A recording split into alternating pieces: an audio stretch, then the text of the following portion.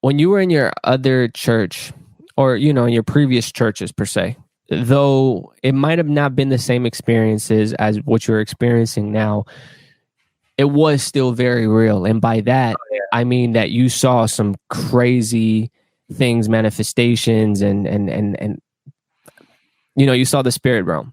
Oh yeah. Can you tell me about that, man? I just think it's so interesting. We see these things in movies and scary movies, and we've kind of desensitized ourselves from these things, right? Like, oh, it's just a movie. People getting demonized and like transforming into somebody else. It's this movie things. But no, I've never seen this stuff. You actually seen this stuff. Can you tell us what was one of the craziest moments that you experienced in the past, with the spirit realm? Well, there was a lot of stuff, bro. Like I think one of the main things that really impacted me, because it was like fresh to me. Like I told you earlier, I was really close to the pastor. I was really close. We were very close. So I was always with him. He would get invited to go to churches and preach. And we also had a little spot at the radio station, and it was fire. It was definitely fire. And I remember one time, a lot of people always call. Like, you will hear all types of stories, bro. People needing prayer for like crazy stuff. Even pastors, I'm like, what the heck? You a pastor? Pastor, why are you going through this stuff? But I remember one time, this lady called, and it, like, we couldn't even what she needed. She just needed prayer. But we just remember that when I answered the phone. I answered the phone, and this lady was like, "Hey, I need prayer. I'm going through stuff. I'm like battling some crazy stuff right now." And she was like, "Is it possible for you guys to come to the house and pray for me tonight?" And she, I don't think I'll go past tonight. I was like, "What the? What's going on?" So I remember I got her number, and then when the radio was over, I told my pastor, I was like, "Yo, like, this lady needs prayer," and like, she was telling me a whole bunch of crazy stuff. She gave me her address and her phone number. So, do you want to go right now? And he was like, "Yeah, let's go." So I remember it was the pastor, like two other guys from the church, and the pastor's wife and me. And he had his son. He was like, at that time, he was like 5. And I remember we showed up at this lady's apartment. And we opened the door. As soon as we opened the door, she was like, "No, tú no entres aquí." I was like, "Oh, what the heck is going on?" She was like, "No, you don't come in here. You don't come in here." She was pointing at the pastor. And I was like, "You just want us to come here." And then we went in there, and her husband was like, yeah, come in. They were in the living room, but the lady was like, as soon as she saw the pastor, she was going crazy. And I was like, whoa. But this lady she was like, I'm telling you, bro, demonized, like, but like crazy. Yeah. And then I remember, like, as soon as we got in there, like, the pastor was like, he walked in there, calm. He wanted to talk to her, but she couldn't speak. So her husband was like, "Yeah, I don't know what's going on," because she was literally on the floor. But by the time we were already inside the apartment, she was on the floor. But she was moving in weird ways. And I remember her husband was like, "Yeah, I don't know what's going on. She's pregnant. She can't even be doing that. She's gonna kill the baby." And what the heck? But she was like manifesting on the floor. So then, the pastor put his Bible down, his stuff. He put his stuff down, and he started praying. And then we all started praying. And I remember this lady started yelling, bro. She started yelling like crazy. And then we were literally there for like probably almost 2 hours praying for this lady. And how old were you when this was happening? I think I was like 18. Yeah, that was like around 18, 19. Okay, and you're like, what, 27 now? So it was okay. And what were you thinking? And like, you're seeing this. What's going through your mind? I was like, whoa, what the heck did we get ourselves into? Because we were just coming from the radio. We were having fun in the car, and then like, it was literally, I don't know. We just ended up at this lady's place, and all this crazy stuff was going on.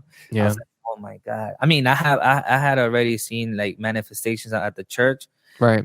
But this was on another level. So then I remember we just started praying for this lady, and then the pastor tells me, "Hey Enzo, go outside. This is too much. Take my son outside." he can't be seeing this stuff. He's not going to be able to sleep at night. So I took him out. Hmm. And then another brother that was with us, he came out with me too, because that was too much for him. So then, we were just outside, and then I told the other brother, I was like, yo, stay here with him. I'm gonna go see what's going on in there. So he stayed with his son, and then I went inside. And I remember when I went inside, this lady was like trying to throw up, but she couldn't throw up. And I remember the pastor was praying for her, and then the pastor told the lady's husband, here, you lay hands on her stomach. I'm gonna pray on you, because pastor didn't want to touch her just like that, because it's he didn't want to be disrespectful. Yeah. And the pastor was praying for them, and then this guy was like, no, I can't touch her, it's hot, like her stomach. Yeah, it's hot, I can't touch her. And then the pastor's wife, she stepped in, and then she started praying. They both started praying for the lady. And then this lady started throwing up, bro. I remember when she was throwing up, she was like on the floor. Yeah. She was looking at the pastor, and then all I remember is that this lady opened up her mouth, bro, like really big. And her teeth literally looked like they were moving around. I was like, oh my God. I thought I was hallucinating, bro, but it was crazy. It was that crazy, bro. I was so serious. And then I remember that she ended up throwing up, and then she threw up. It looked like what she threw up looked like engine oil, but like jelly. It was weird. It was like a big pile of that, bro. Like literally. And then after that, this lady, after she threw up, she literally went on the floor, and she knocked out. She knocked out, and then we stopped praying, and we just waited for her to come back. And she came back, and then this lady, she was just like, she looked new. Yeah. Like her face looked completely different. And then the pastor was like, so how do you feel? And she was like, I feel so light. I feel free. I feel peace. And the pastor was like, but what happened? Right? What caused this to happen? And she just stayed quiet. And then the pastor asked her husband, and he was like, honestly, I don't know. All I know is that at night I didn't want to go to sleep with her, because I will always feel weird stuff. She will always wake up, like, she will be sleeping, she will get up, like she will stand right next to the bed looking at him. Bro, that's like paranormal activity, bro. Yeah. Oh, dude. no. And then he was like, and then every time I would tell her that she was being creepy the night before, she wouldn't listen to me. She wouldn't pay attention to me. I never knew what was going on. And then this lady, bro, after that, she looked skinny. She literally looked skinny, bro. And then an hour passed. And then the lady was like already good. She was able to speak. And then she was like, the pastor was like, I want to know what's going on. I want to know what caused this. And she was like, my father did a pact with the devil. And he was like, and I also have, she said like what's it called? Like she had like a little gang, like a little team, basically, that she hired to kill people. Like they will pay her to like kill people back in like El Salvador or whatever. And this is like physically or like spiritually, like doing like, bro. Oh wow. Oh yeah, she was deep. It was some heavy stuff, bro. Yeah. But I stopped that, because I tried to do it my first time because it was good money, but it didn't work. But then the devil kept going back to me, and she was like, and there was a snake living with me. And I was like, what? I was just listening in the back. I was like, what the heck? So there was this snake living with me? She said that there was a snake living with her. And she was like, there was a snake living with me in this apartment. Nobody could see her, only me. And she was like, I was always hungry, but that snake would literally go inside of me, and then it will come out and it will speak to me. I was like, what the dude, it was crazy. No. Yeah, oh my goodness. And then she was like, I will always feel hungry because I will eat a lot, but it felt like like the food wasn't going anywhere. And she was like, I would try to ignore that snake, but I couldn't. And whenever I wouldn't pay attention to it, the snake would throw stuff at me. I was like, what? Bro, it legit sounded crazy to me. It was really crazy. Yeah, she was deep. Bro, it was like that. I never heard stuff like that.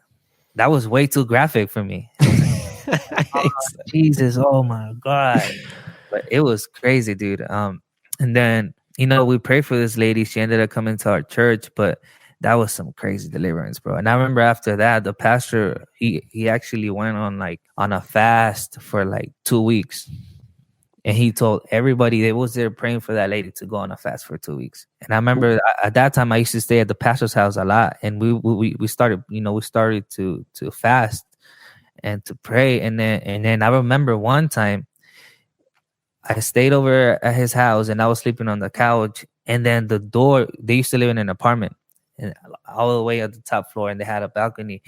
I was on the couch. It was like 2-3 a.m. I was on the couch, and then the blinds opened. I was like, whoa. And then as soon as the blinds opened, his son came out of his room crying. He came out of his room crying. He was like, Dad, there's someone in the room. And then he got up, and then we went to the room. There was nobody there, but the window was open. And then I told him, I was like, yo, like the blinds literally opened before he came out of the room. And he was like, we're being attacked. We got to keep praying. And bro, that kept happening for like during those 2 weeks that he was fasting and praying. And you think that was obviously because of that deliverance that he... Oh, yeah, definitely. I asked him, I was like, what's going on? Because, that was new to me. I was like, I don't want to be here. This is going to be happening. Yeah. But he was like, honestly, this is stuff that you can't really run away from. You just know that you have authority from God, so we got to keep fighting. Wow. But every time he would tell me that, it just wouldn't click in my mind, bro. Now that I have a little bit more wisdom, and from what I learned at my church, I'm like, wow, that's so true. Like now it makes sense. Like he would tell me, like we gotta put on our our armor. I was like, what does that even mean? Does that mean that we gotta keep praying? Yeah. But now I know that armor means like we gotta fast, pray, read the word, all those things, because we gotta be ready. But back then it just didn't make sense to me, because I was so focused on being there, working next to the pastor. That's why I see a lot of the things that happen at our church that I think that are important, because I used to work next to a pastor, and I saw, like, now I see a lot of things that I didn't see before, but that they're needed. But yeah, it was crazy, bro.